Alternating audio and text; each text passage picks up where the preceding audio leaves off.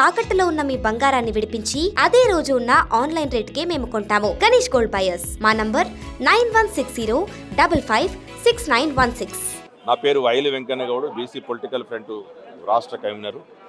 ఈరోజు హైదరాబాద్లోని సోమాజిగూడ ప్రెస్ క్లబ్లో బీసీ పొలిటికల్ ఫ్రంట్ ఆధ్వర్యం లోపల అన్ని బీసీ సంఘాలు, మేధావులు, విద్యార్థి యువజన కీలకంగా పనిచేస్తున్నటువంటి చురుకైన పాత్ర పోషిస్తున్నటువంటి 9th షెడ్యూలే శరణ్యమని చెప్పేసి గొంతెత్తి గలమెత్తుతున్నటువంటి అన్ని సంఘాల ఆధ్వర్యం లోపల ఈరోజు సమావేశం నిర్వహించుకోవడం జరిగింది.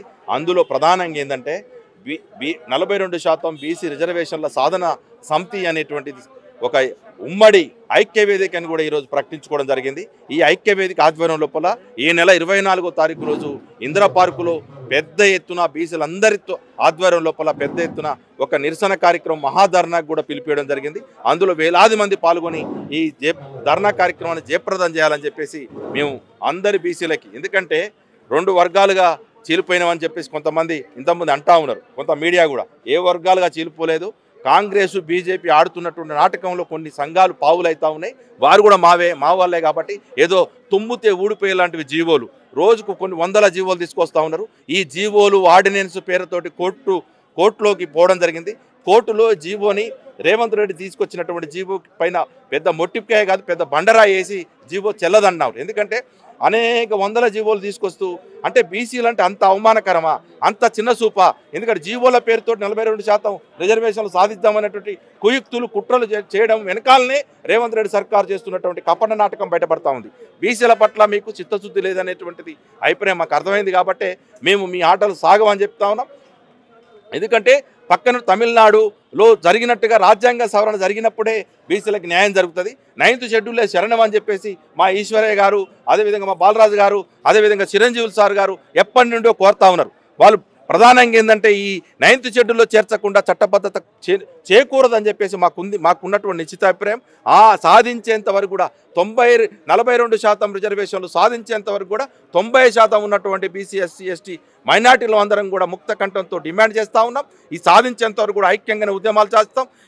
గల్లీ నుంచి ఢిల్లీ వరకు కూడా 42% రిజర్వేషన్లు సాధించేంత వరకు కూడా మేము నిష్క్రమించామని చెప్పేసి ఈ కార్యక్రమంలో పాల్గొన్నటువంటి అనేక సంవత్సరాలుగా అనుభవం ఉన్నటువంటి సంఘాలు కూడా, ఎందుకంటే ఆ గట్టునుంటావా ఈ గట్టునుంటావా అంటే కాంగ్రెస్ బీజేపీ కుట్రలకి మా అమాయకపు తరతరాలుగా అమాయకంగా బీసీలను మోసం చేస్తున్నటువంటి ఆ కళ్ళబొలి మాటలు చెప్తున్నటువంటి కొన్ని సంఘాలు అటువైపు చేస్తూ ఉన్నాయి. కానీ మీ ఆటలు సాగవు. ఎందుకంటే బీసీలు ఎన్నడో ఎడి కాలంలో మీరు ఎంతోమంది ఆ పాలకులకి, పార్టీలకి, రాజకీయ పార్టీలకి అమ్ముడు పోయి ఈ బీసీలను మోసం చేసి ఉండొచ్చు. కానీ ఇప్పుడు చైతన్యవంతులయ్యారు. అయ్యా మీరే జీవోలుగా సరిపోద్ది అన్నారు, మీరే ఆర్డినెన్సులు అన్నారు. మళ్ళీ ఆర్డినెన్సులు జీవోలు కోర్టులో కొట్టిపోయంగానే మళ్ళీ ప్లేట్ పిరాయించి ఎవరి మీద దండయాత్ర చేస్తారండి?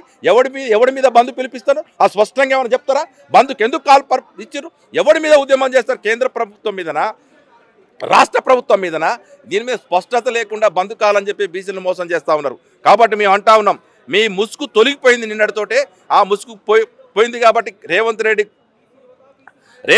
ఇచ్చినటువంటి రేవంత్ రెడ్డి ముసుగులో తొలగిపోవడం జరిగింది, నరేంద్ర మోడీ ముసుగు తొలగిపోవడం జరిగింది. బీసీల పట్ల మీ 2 పార్టీలు మోసం చేస్తున్నాయి. ఆ మోసం చేసే కుట్రల్లో మీరు భాగస్వాములు కావద్దని చెప్పేసి చైతన్యం కలిగినటువంటి, ఒక చిత్తశుద్ధి కలిగినటువంటి బీసీ సంఘాలు, ఎస్సీ, ఎస్టీ, మైనార్టీ సంఘాలు మనకు మద్దతు ఇస్తున్నాయి. కాబట్టి 42% సాధించేంత వరకు కూడా మేము నిద్రపోమని చెప్పేసి అందులో భాగంగానే ఇలాంటి కార్యక్రమాలు నిర్వహిస్తూ ఉన్నాం.